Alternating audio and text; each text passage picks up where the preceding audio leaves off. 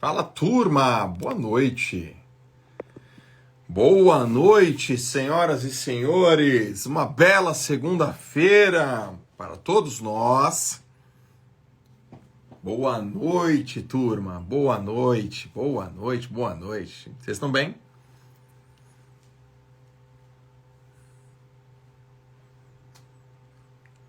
Muito bem. Tem uma turma aí que tá mandando os comentários que eu vejo sempre aqui nas lives, hein? Que coisa boa. Prazer em falar com vocês, pessoal. Vou fazer uma live hoje muito... Poxa, muito importante, assim, pra mim. Tô muito feliz. Muito feliz. Hoje eu vou falar com uma pessoa que eu admiro muito, gosto muito, que é o professor Clóvis de Barros Filho, que já tá na live. Já vou puxar o professor Clóvis de Barros. Então, galera, é o seguinte, já se prepara que o mestre tá na área. Ê, coisa boa! Coisa boa! Cara, que coisa legal, gente. Então, professor, já te chamei aí, é só aceitar.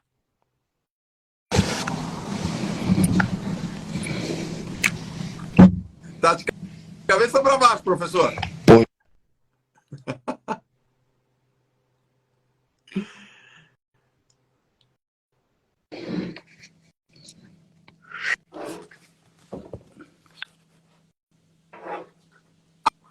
Agora sim. Maravilha. Professor Clóvis de Barros Filho, que prazer falar com você. Prazer é todo meu, João. Grande abraço, obrigado pelo convite. Nossa, uma honra para mim. Uma honra para mim, mas assim, muito grande, muito grande. E para essa audiência que te escuta, todo mundo aqui te admira, todo mundo aqui gosta de você. Pô, legal. Então, acho que vai ser divertida a conversa. Que bom. Estou muito feliz. E para começar, já quero te agradecer, porque fala para a turma onde você está agora, professor, e que horas são. Só para a turma entender o nível de comprometimento com a live. Olha, aqui são 00:30 horas e eu estou na cidade do Porto. Cidade do Porto, no norte de Portugal. Aqui eu me encontro. Então, obrigado, professor. Obrigado pelo tempo, obrigado pela disponibilidade em falar com a gente. Eu gosto muito do teu trabalho e aprendo muito contigo. Nós temos muitos amigos em comum, nós temos histórias em comum, né? Eu fui nadador, você também. Pouquíssimas pessoas, né, sabem disso, que você foi nadador. Turma, o Clóvis foi nadador e dos bons, viu? Dos bons, cara. Sou obrigado a discordar, mas Não, quem sou eu, né? Não, foi dos bons. Foi dos bons, foi dos bons. E amigos em comum, histórias em comum. Eu tô aqui. O Gato Epaminondas é o teu último livro? Esse é o último? Esse é o penúltimo. Esse é o penúltimo. É o livro que eu mais gostei de escrever. É o livro pelo qual eu tenho mais carinho. Veja, observe bem, eu não estou dizendo que ele é um bom livro, porque eu não faço apologia do meu trabalho nunca. Eu apenas digo que ele é o livro pelo qual eu tenho mais carinho por conta do afeto, né, que existe pelo gato, que me acompanha desde que nasceu aí e por quem eu tenho assim um xodó impressionante. Pois é, esse livro aqui foi o último teu que eu peguei, até mesmo porque saiu pela Citadel. Eu sou muito amigo do Marcial. E esse é um livro para quem, de bate-pronto, professor, pega esse livro, ele encontra algumas reflexões de um gato. Sobre... Fala um pouquinho deles, assim, a tua ideia, de onde que ele nasce, por que o gato, qual que é a história por trás desse livro? Bom, o gato, ele fica me observando. E ele me observa e ele me observa com atenção. A observação dele não é leviana, não é distraída, é uma observação metódica. Ele me observa, ele me analisa como se estivesse querendo produzir um relatório para mandar para o planeta dele, assim, sabe? Ele me observa com muita atenção e muito cuidado. Um segundo ponto é que a observação dele é uma observação atravessada, primeiro, de pena, né? De compaixão mesmo, pela minha angústia, pela minha dificuldade existencial, pelos percalços do cotidiano, pelo assoberbamento da existência do dia a dia, etc. Então, claramente, ele olha com compaixão. E essa compaixão, de vez em quando, ela resvala no desdém, assim, sabe? No desprezo mesmo. Como alguém pode ser um vivente tão despreparado? Né? Como alguém... é um pouco assim como eu sempre me defini, né? Um vivente despreparado, né? Os meus quase 60 anos não foram suficientes para que eu me tornasse um vivente minimamente competente para enfrentar a vida no mundo, né? Então, esse despreparo, ele é flagrado pelo gato em N momentos, e eu sei disso, e sei eu consigo perceber o que ele está pensando a respeito de mim, então o livro surgiu um pouco desse nosso diálogo, né?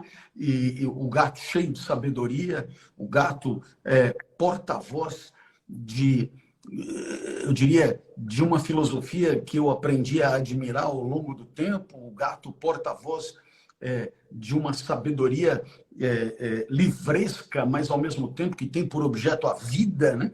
E eu, como vítima e objeto dessa análise, como se estivesse ali falando em nome do gato Sócrates, Platão, Aristóteles, Hume, Locke, Descartes, Rousseau, Kant, Nietzsche, etc. Então, às vezes até o gato se permite dizer, pô, eu estava folhando, porque tudo acontece quando eu não estou em casa, né? Que ele está sozinho em casa e ele pega meus livros para folhear, ele pega as coisas que eu escrevo para ler, ele comenta e naturalmente, ele faz reflexões críticas, não só a respeito do meu comportamento, como também daquilo que ele lê. E, portanto, eu coloco na boca do gato críticas a filósofos que na minha boca eu jamais faria. Por exemplo, que o gato acha algumas coisas que Descartes fala como absurdas, o outro cara que não entendeu nada, que não sei. E é claro que a gente, como tem uma hierarquia, né, de grandes sábios, tem um enorme pudor em se posicionar criticamente em relação a esse ou aquele, coisa que o gato não tem. Ele vai falando, pô, isso é uma pataquada, isso não tem nada a ver, isso tal. Então, o gato, ele tem um autorizamento, uma legitimidade que eu jamais tive. E isso torna o livro muito pitoresco, a meu ver, único no seu segmento. Pessoal, esse livro que o professor está falando, Epaminondas, o gato explicador. Demais. Só para vocês terem uma ideia do sumário, tá? Para quem ainda não leu. Sumário, olha só.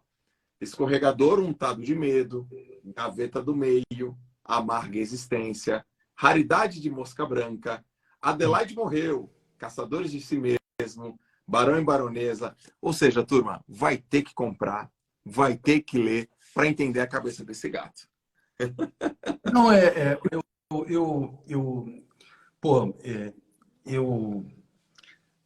há muito tempo eu sou um entusiasta de projetos de incentivo à leitura, né? Então, realmente, assim, como você falou, vai ter que comprar. Isso é um problema do editor Marcial. Você se entende lá com ele. No que me diz respeito, eu apenas digo, dê uma chance ao livro, né? Comece a folhear. Porque se o livro não te seduzir em 2, 3 páginas, eu eu largo mão, eu te liberto. Mas tem que dar um crédito. Pô, você imagina um palestrante e você não dá um segundo de crédito para o cara, você vira de costas para o cara antes dele começar a falar. Quer dizer, pode trazer Jesus Cristo, pode trazer, né, Buda, Maomé, quem for, que você de costas não vai dar um segundo de crédito. E isso não se faz com ninguém que é humano que nem você. Dá uma página de crédito, dá uma chance. Né? Por quê? Porque as pessoas têm a sua trajetória, têm o que dizer, e elas têm potencial para enriquecer a tua vida, porque elas viveram coisas que você não viveu. E elas têm um repertório que não coincide com o seu. Então, dá uma chance para lê-las e para ouvi-las é muito relevante e é muito enriquecedor. Se você está sempre como aquela famosa história do cara que foi visitar o monge budista e o monge serviu o chá até derramar. Aí o cara falou, pô, mas o senhor derramou o chá? Ele falou, essa xícara é como você já chegou aqui com a xícara cheia, eu não tenho nada que falar, porque você já sabe tudo, né? Você falou, não me deixou abrir a boca.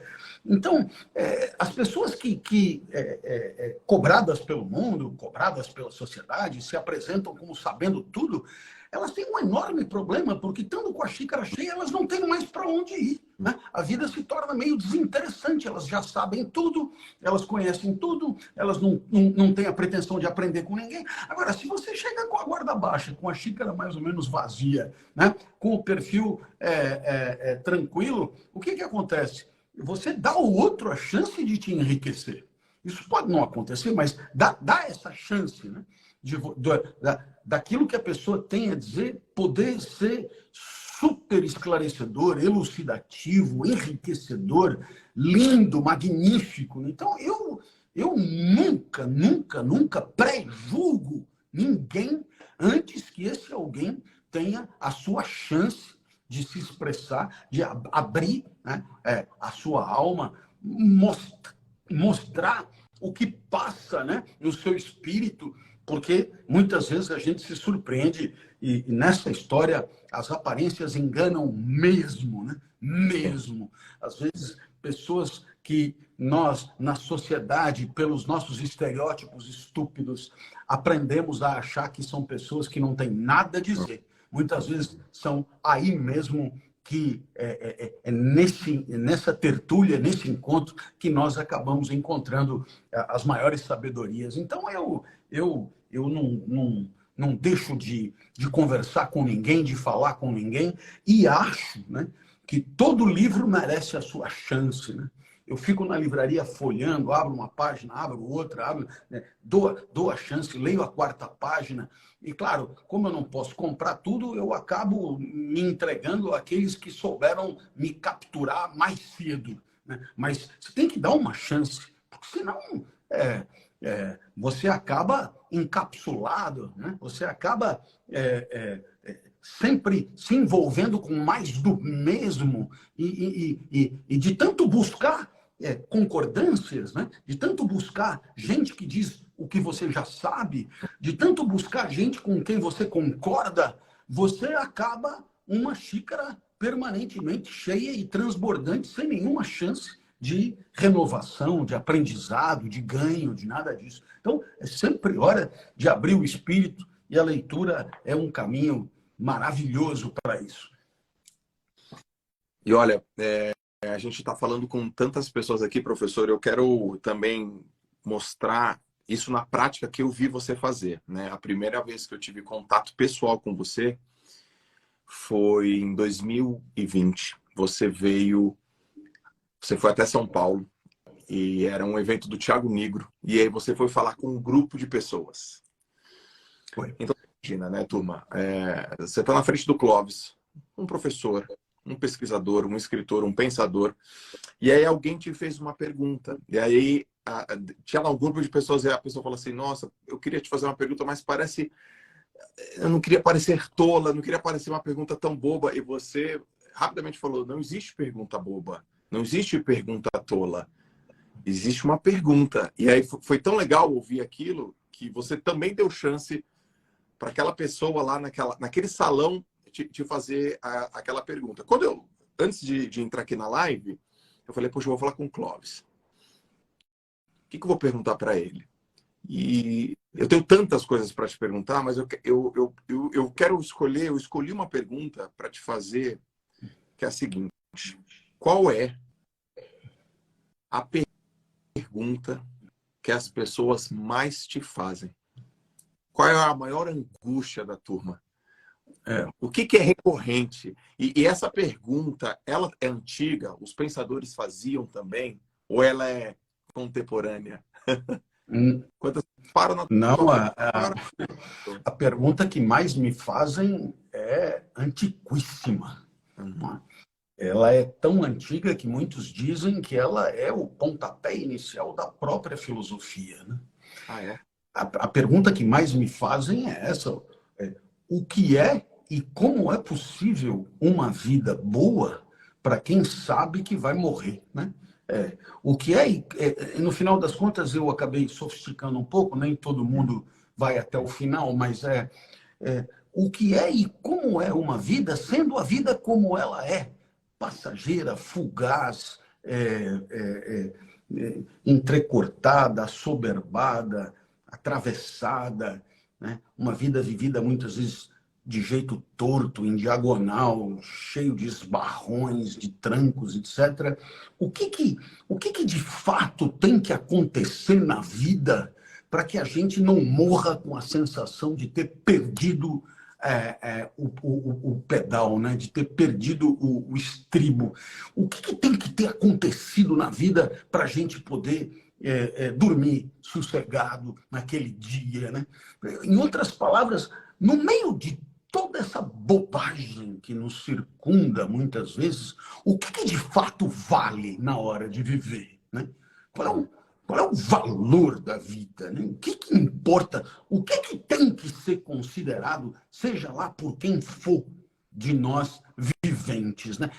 No final das contas, quase todas as perguntas que me fazem, elas, no fim das contas, pretendem esclarecer isso que eu acabei de perguntar, né? O que de fato conta, né? Porque as pessoas, elas saem para a briga de manhã e se você perguntar, elas vão dizer, porra, eu estou correndo porque eu preciso chegar no horário. Aí você pergunta para quê, né?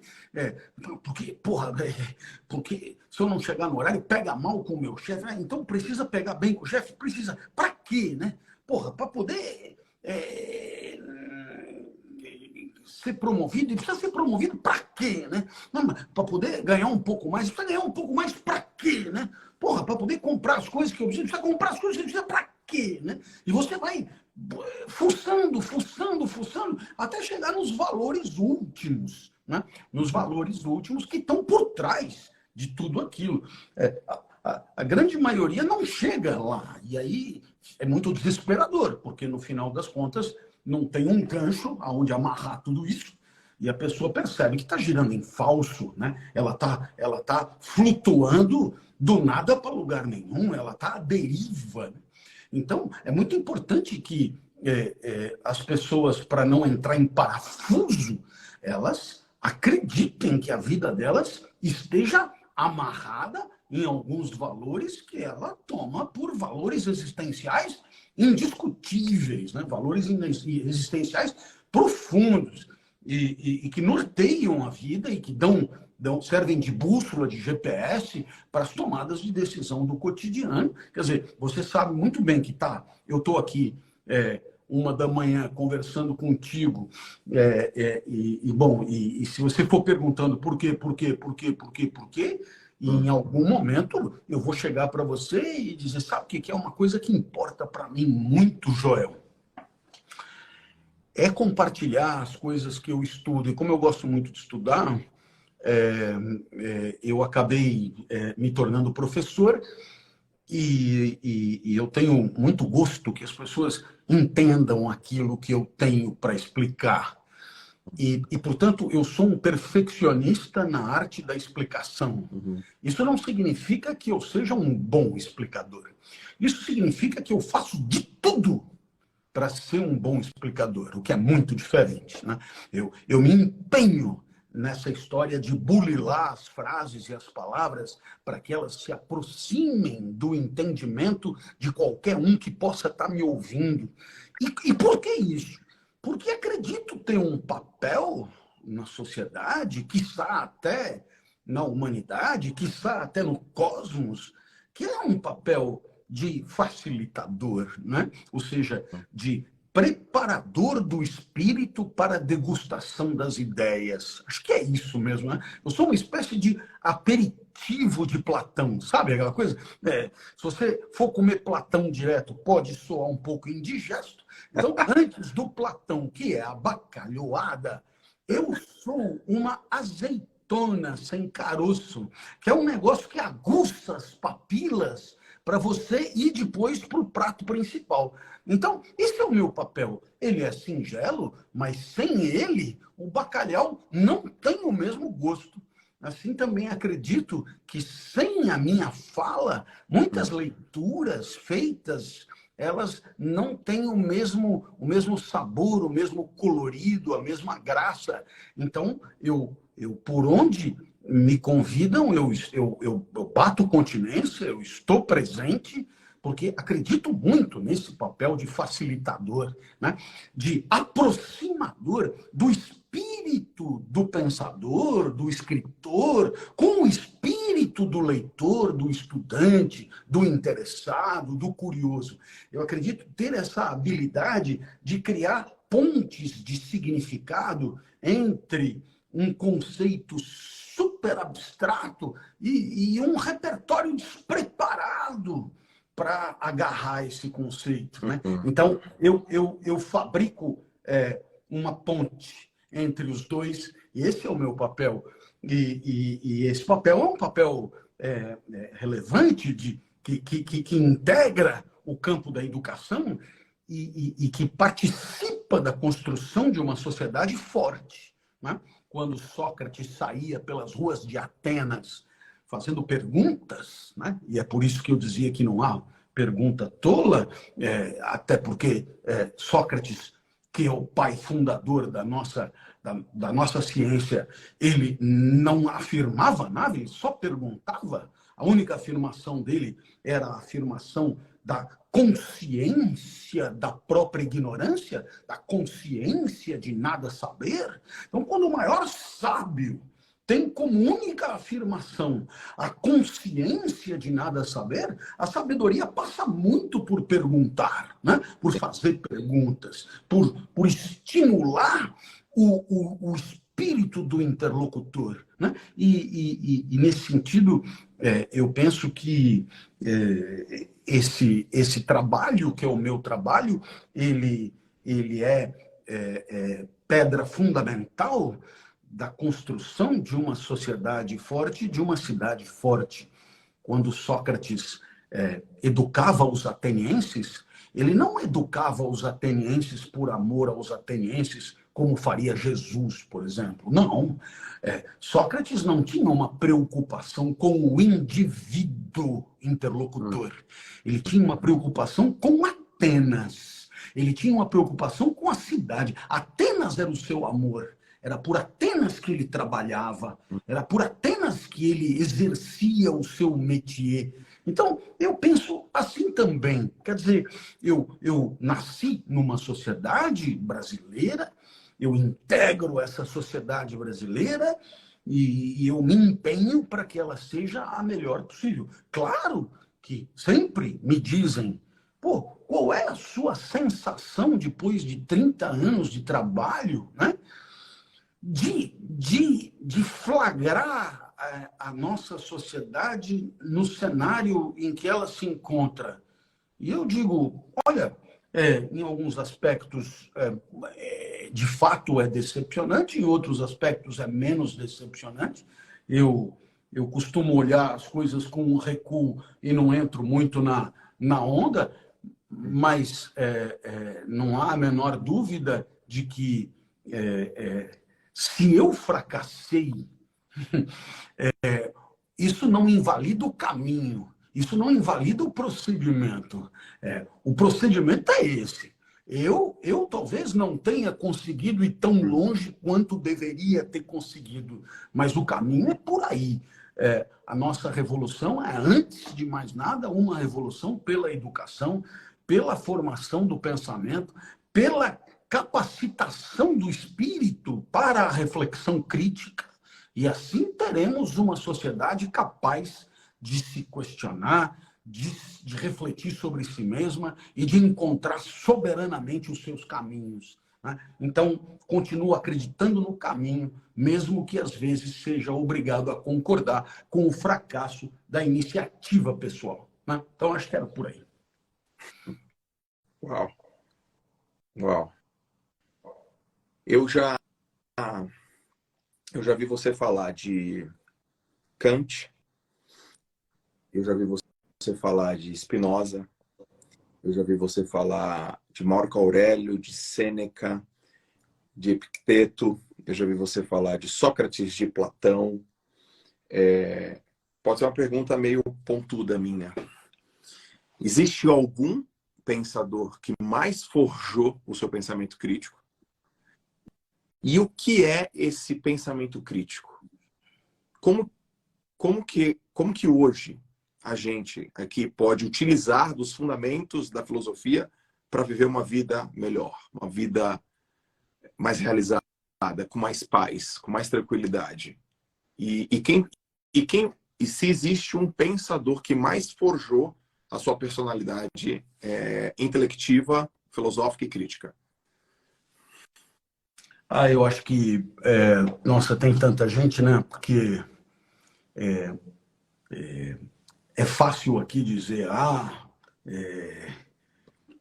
inclusive é autoalabador e enaltecedor. Não, eu, né, sou um Nietzscheano, ou sou um não sei o quê. É quase que condição de pertencimento ao mundo intelectual você ter um rótulo desse tipo.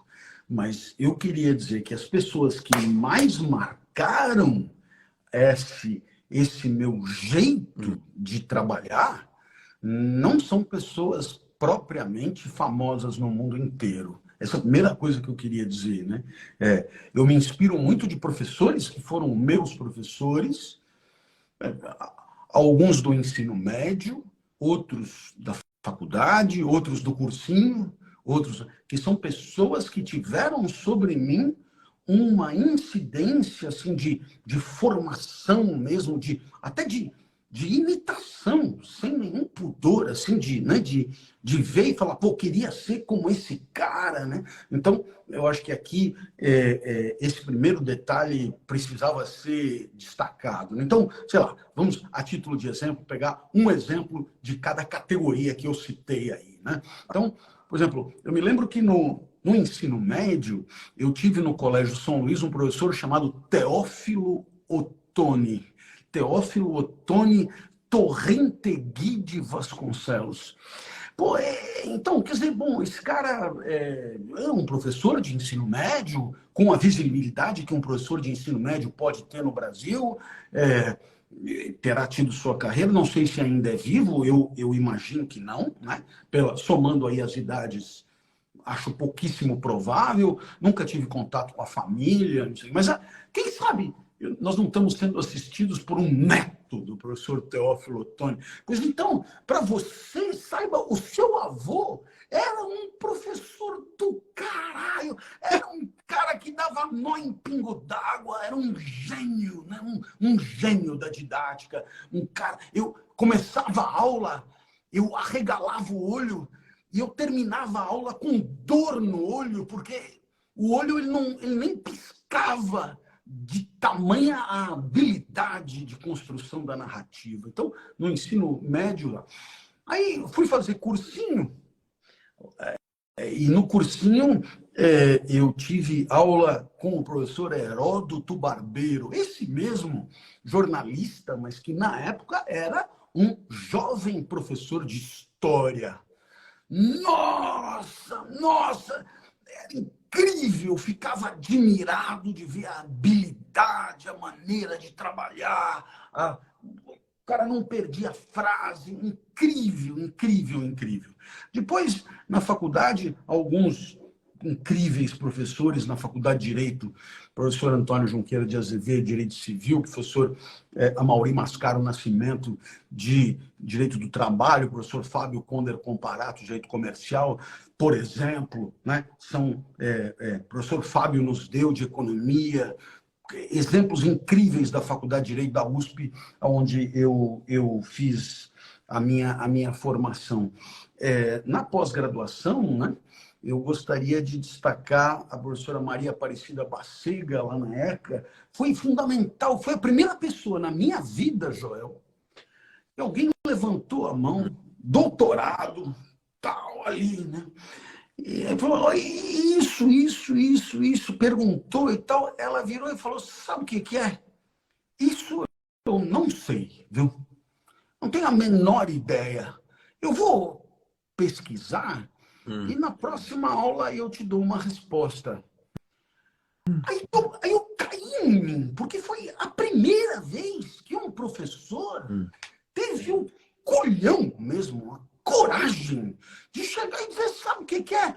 Eu não preciso saber tudo, como é óbvio, né? Eu não sei tudo, como é óbvio, e, portanto, incrivelmente, eu estou admitindo aqui a minha ignorância nesse teu ponto aí, nesse teu quesito, e, claro está, que eu vou me informar e tal. Isso me marcou muito, muito, porque eu ganhei essa condição, né? Eu ganhei essa... Eu me dei esse direito de chegar e dizer, sabe o que é?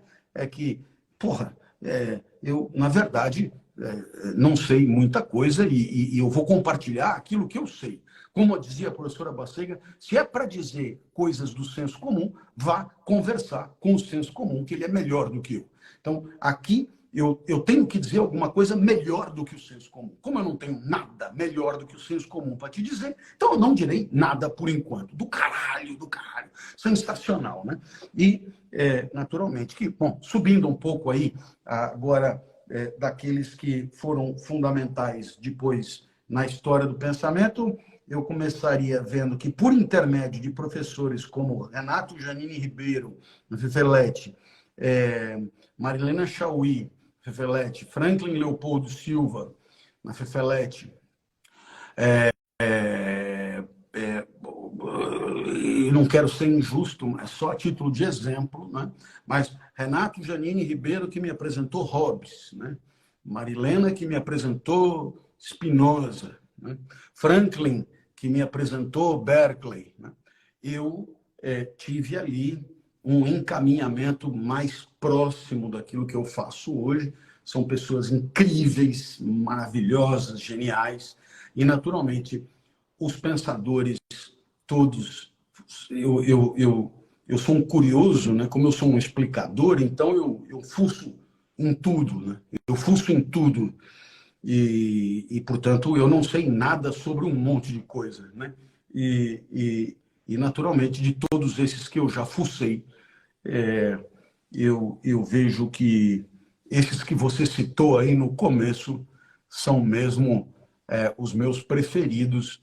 Eu acho que Aristóteles, Spinoza e Kant são, assim, três pensadores absurdos, assim, dá a impressão que eles não existiram, né? Então, ou melhor, se eles existiram, eu não sou da mesma espécie, entendeu? Sabe? A gente não joga o mesmo jogo, sabe? Eles estão em outro... É mais ou menos o cara que tá começando a jogar bola no 15 de Jaú e ver a Copa do Mundo, né? Então, não é...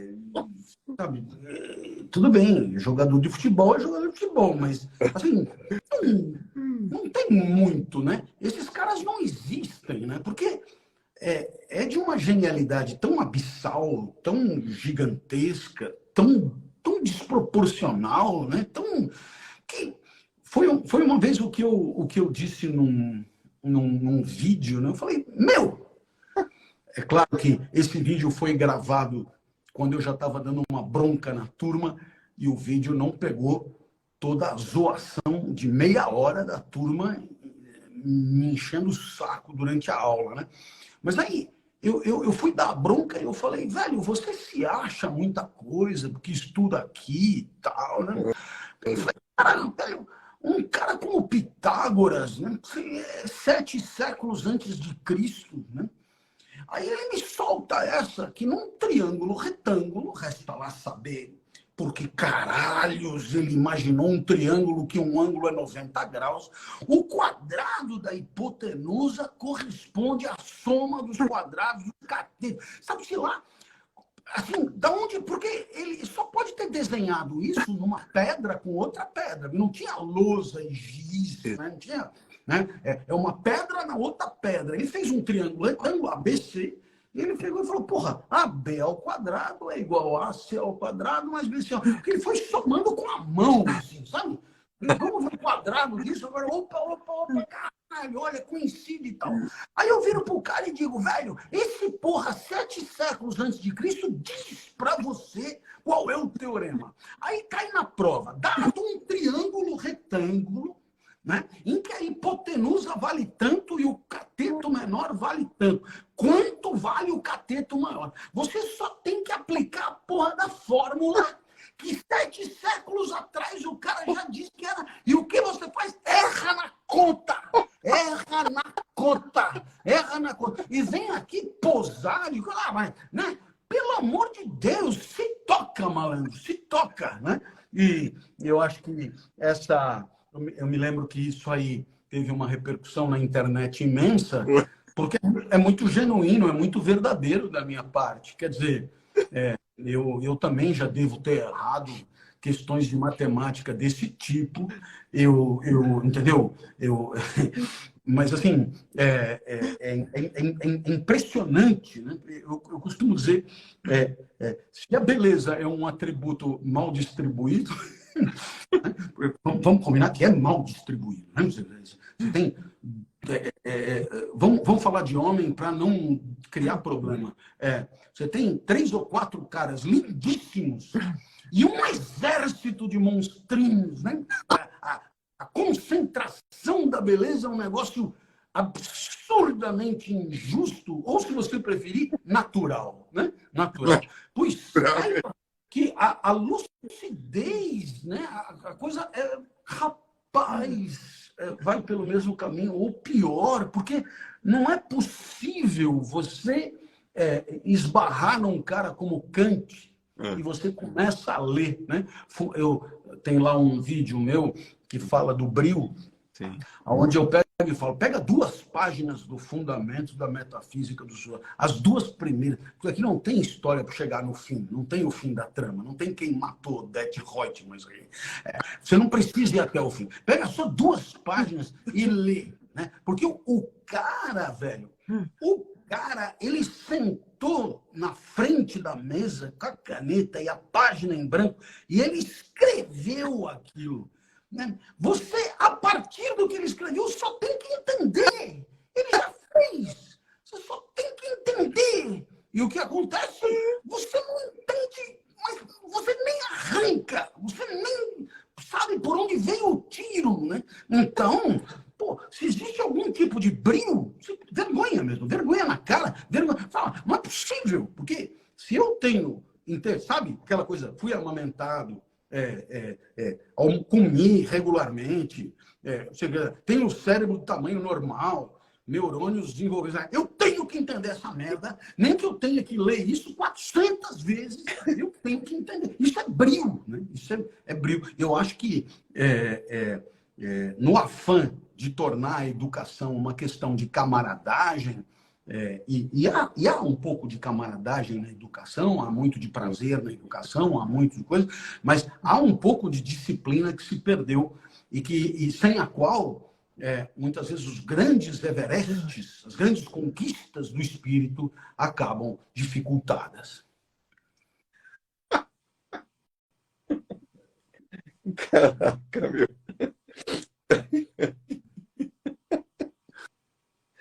Cara, é muito bom, meu. Eu dei aula 11 anos na faculdade, professor. E aí, ao final, muitas vezes da aula. Quem tem alguma dúvida? Eu, professor. O que você não entendeu? Aí a pessoa falava assim, eu não entendi nada, Joel. Porra, nada? O que você estava fazendo aqui, cara? Eu tô aqui há 50 minutos, você não entendeu nada? Professor, eu preciso que você me repita. Não posso repetir. Porque você não entendeu, não porque é difícil, é porque você prestou atenção, você nem se envolveu com o que a gente está conversando. Aliás, não foi uma conversa, eu achei que fosse. Não, eu tô aqui falando, pregando no deserto. Caracas, viu? Agora... E o Epaminondas, ele tem muito disso, né? Quer dizer, o Epaminondas, ele brinca muito com o fato de que eu dou as minhas aulas, explico as coisas que eu explico, e na hora de viver, as respostas para os dilemas existenciais da minha vida estão nas minhas aulas e eu não consigo enxergar. E ele enxerga. Pô, né? Ele pega e fala, pô, mas você não falou aí que é preciso,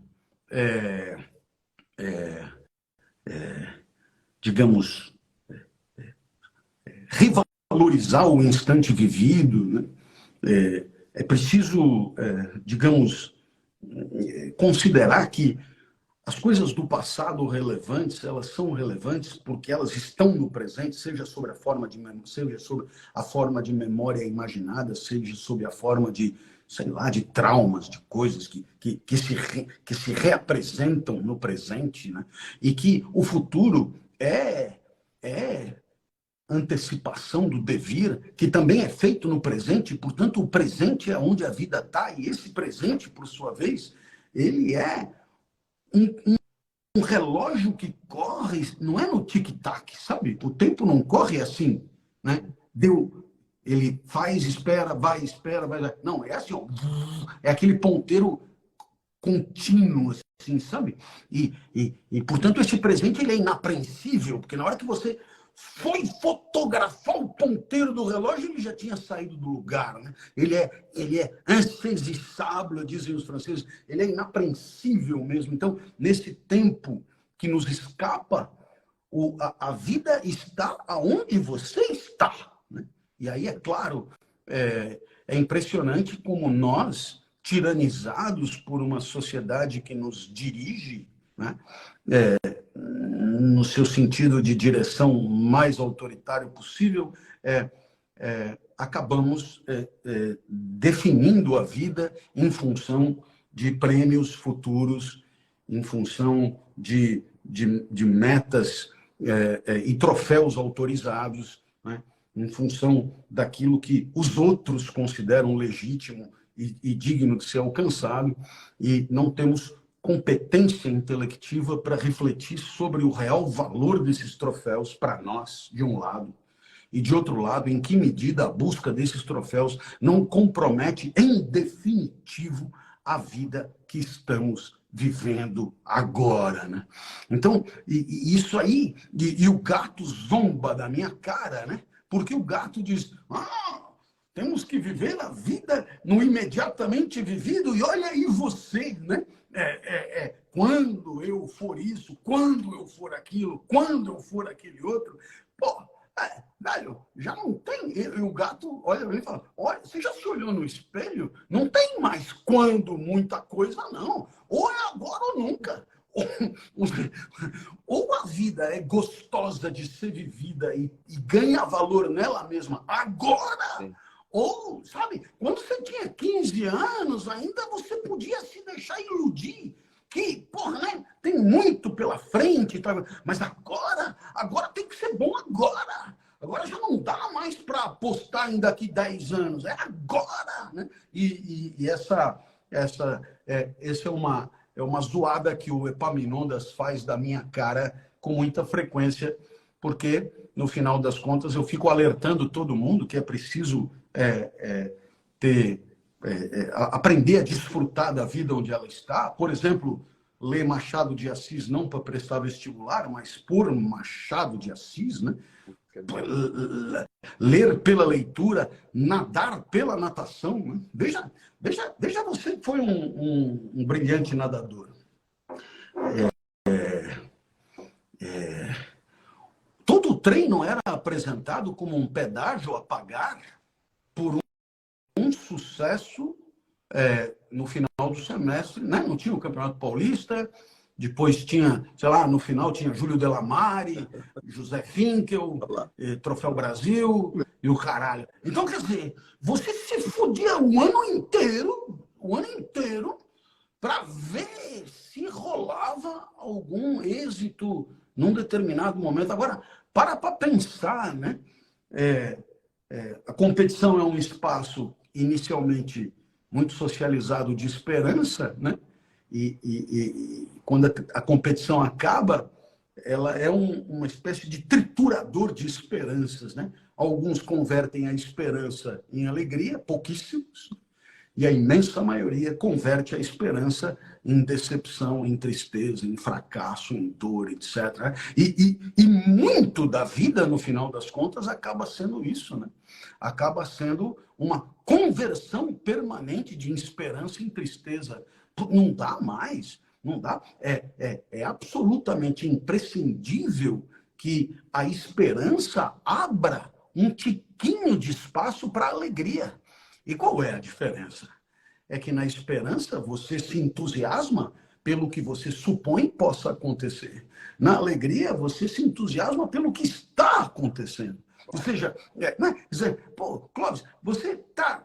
que nem o editor Marcial, que deve estar nos ouvindo, sabe, nos Estados Unidos, sei lá onde é que ele se encontra, e ele pega e fala, não, o Joel tem zilhões de seguidores. Então, com esses zilhões de seguidores, você impressiona todos. E aí, se 1% comprar, aí coisa, aí você pega, velho, desculpa, mas assim, vale a pena, a live vale pela live, a live vale pela risada, a live vale pela curtição do que foi dito, eu produzindo, enunciando o discurso, e alguns aqui curtindo o que eu estou falando, outros menos. A live que vale pela live. Sei lá, que porra pode acontecer a partir do que eu estou falando aqui? Não sei se você entende. Se eu for julgar o que eu estou falando pelos efeitos possíveis, você imagina cada um aqui que for pensar no que eu estou falando e conversar com alguém a respeito do que eu estou falando, e a coisa vai e toma sentidos completamente incontroláveis para mim. Portanto, onde que depende de mim? Depende de mim naquilo que eu estou enunciando, naquilo que eu estou falando. Agora, se você gosta ou não, já não depende de mim. Por quê? Porque você gostar ou não depende da tua expectativa, do teu repertório, do que você queria que eu dissesse, do que, em suma, do perfil da tua audiência, e piriri, pororó. Nada disso eu controlo. Portanto, eu não sou responsável por gostarem ou não gostarem do que eu estou falando. Eu sou responsável pelo que eu estou falando, o que é completamente diferente, meu amigo. Uau. Caraca, mano. Professor, eu sei que está tarde aí, eu gostaria de fazer só mais uma última pergunta. Bora lá. Nossa Senhora, caramba. De tantas que eu gostaria de fazer. Eu perguntei para a galera aqui, poxa, eu vou falar com o Clóvis, o que vocês gostariam que eu perguntasse para ele? A turma gostaria que você falasse do brio, você já falou, da felicidade, você já falou. Tem uma cena que me marcou muito forte. Você, Antônio Abujamra, Provocações. Ele olha para você e ele te pergunta o que é a vida. Aí você fala. Isso. Pergunta de novo. Aí você fala de novo. Isso. E aí ele te pergunta de novo. Isso. Você fala de novo. Mas na terceira, você faz assim, ó. Dá para sentir que você foi na entranha. É.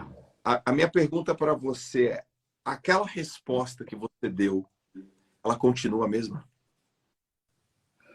Ah, sabe, a, a,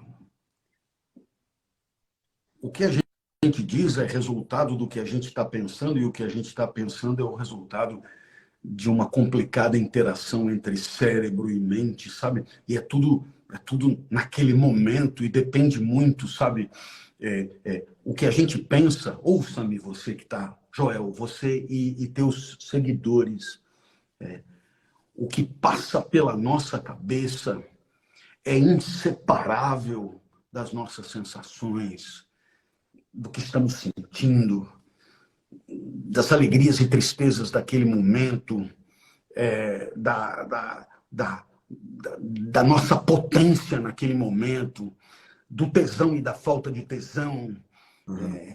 E tanto é assim que, se estamos deprimidos, e muitos aqui que nos ouvem devem saber do que eu estou falando, essa depressão captura a consciência.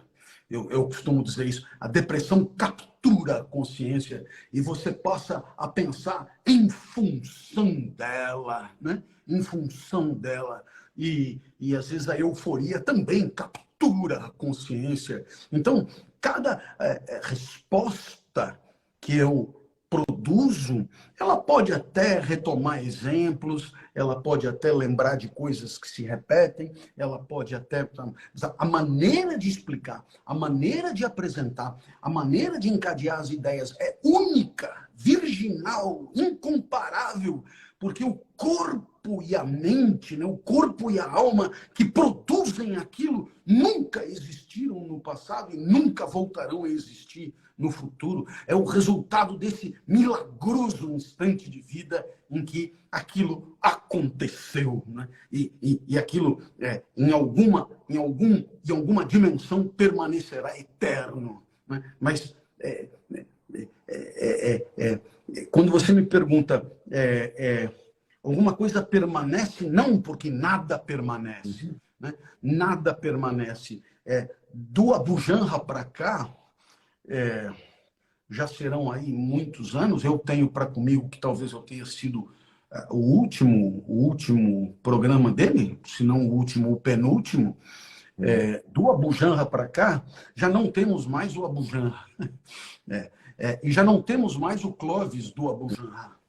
Já não temos mais. Não é só a cor da barba, né? Não é só o envelhecimento, não é só a doença, não é só a dor, não é só a cegueira. Quando eu fui ao Abu Janra, eu enxergava normalmente, né? Hoje eu não enxergo mais. Então, isso vai dizer, como você espera que eu defina a vida do mesmo modo se antes eu enxergava e hoje eu não enxergo mais? Não tem como definir. Por quê? Porque a cegueira, a deficiência visual, ela me deu uma nova perspectiva da existência, né? que não podia existir antes.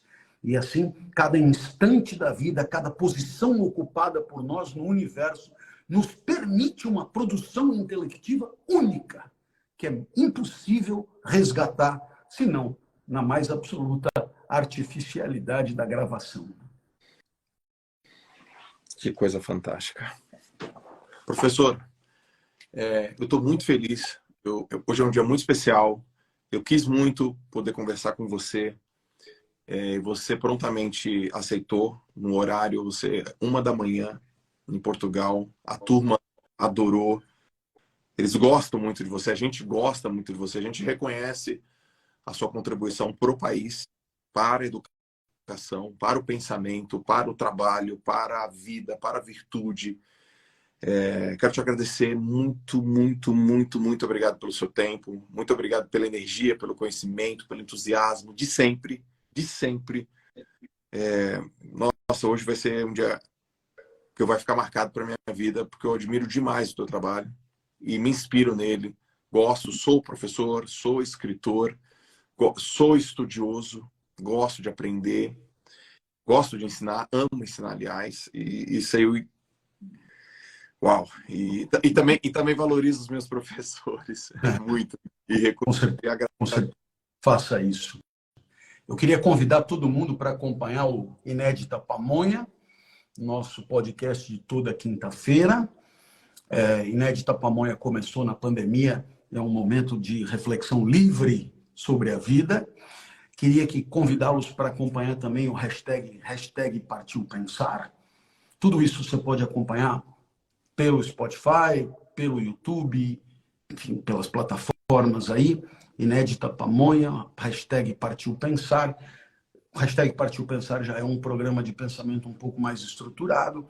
E quem gostou da live, acho que vai gostar também do podcast. E a gente vai se ajudando aí a usar todas essas ferramentas inéditas e incríveis para capilarizar a reflexão e chegar onde eu jamais conseguiria chegar se tivesse que usar as próprias pernas. Queria te agradecer muito pela oportunidade, pelo carinho, pela simpatia com que me recebeu, pela fidalguia com que me convidou para esse evento, e queria dizer que estarei sempre às ordens de algum lugar do mundo para conversar com você assim que for pertinente aí para a sua produção. Muito obrigado e até a próxima. Um grande abraço a todos. Valeu, gente. Eu que agradeço, professor. O pessoal que não segue aí o Clóvis, por favor, sigam o Clóvis. Esse é o livro que a gente conversou hoje. E mais tanto. Quantos você já publicou no total da vida? 36. 36. Uau! E tem mais alguns, né? Enquanto houver vida, haverá livro. Excelente. Professor, vou dar uns últimos recados aqui na live. Muito Valeu, querido. obrigado. Show de bola, gente. Abraço. Um grande abraço, tá? Obrigado. Valeu. Valeu. Que animal.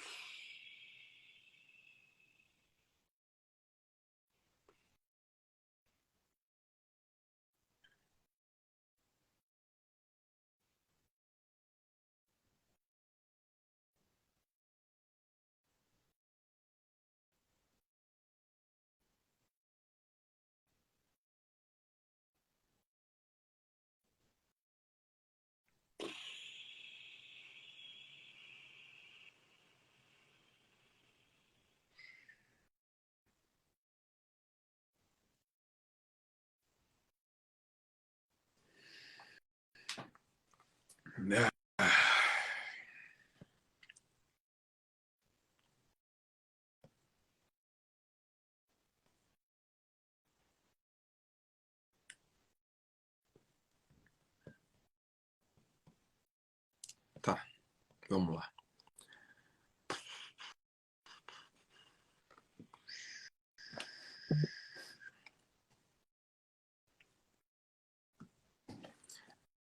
São 1h da manhã em Portugal, turma. E ele veio falar. É demais isso, né? 1h da manhã em Portugal. E o professor veio. Eu quero pedir uma coisa para vocês. E eu quero que... Gente, a gente tem que fazer uma coisa agora.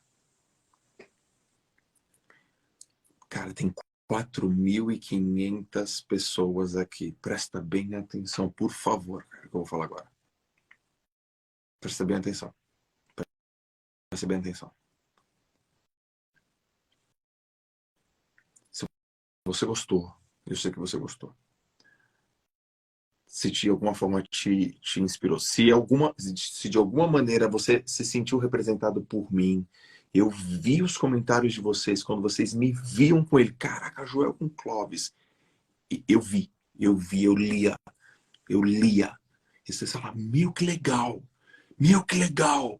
Eu adoro o Clóvis. Eu quero te pedir uma coisa. Primeira coisa, eu vou deixar essa live salva no meu feed. Além de você segui-lo nas redes sociais, Vamos fazer o seguinte, galera. Tem 4.700 pessoas aqui, cara. Vamos no último post do feed dele. Todos nós. E vamos fazer um baita de um relato para ele. Vamos escrever para ele. Vamos mandar uma mensagem para ele. Vamos lotar aquele feed dele. Coloca para escreve. Eu tô pedindo para vocês isso, galera. Pô, é 1h em Portugal. Escreve: professor, hoje você me fez acreditar nisso. Professor, hoje você me fez sentir isso. Professor, hoje você me ensinou isso. Professor, hoje você me fez lembrar disso. Porque, cara, como professor, com as coisas que ele disse dos professores dele, isso é o mínimo que a gente pode fazer. Eu posso contar com vocês? Eu posso contar com vocês nisso? Cara, é um pedido meu. É um pedido, cara. Eu fiquei nervoso para entrar nessa live, tá, galera? Eu fiquei nervoso, porque eu falei, eu gosto demais do Clóvis, eu admiro demais o Clóvis, eu leio o Clóvis. Ele é um baita de um pensador. E ele fala, aquele jeito, e aquele negócio invade você, você fala, cacete, mano.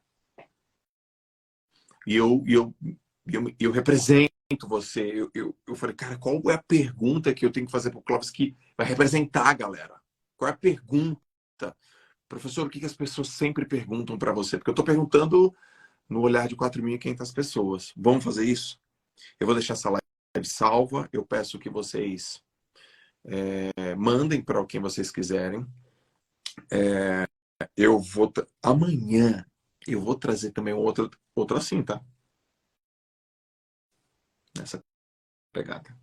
Nessa pegada, tá? Então, assim, ó. Eu quero ler 4.500 comentários no feed do Clóvis. Eu posso contar com vocês? Posso contar? Eu quero aqui, ó. Eu quero ler. Sim. Escreve sim pra mim, por favor. Sim. Faz assim no meu Instagram.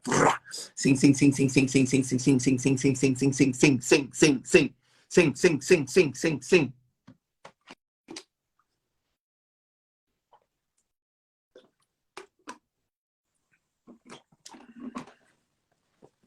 Quando eu der o sinal, a gente vai.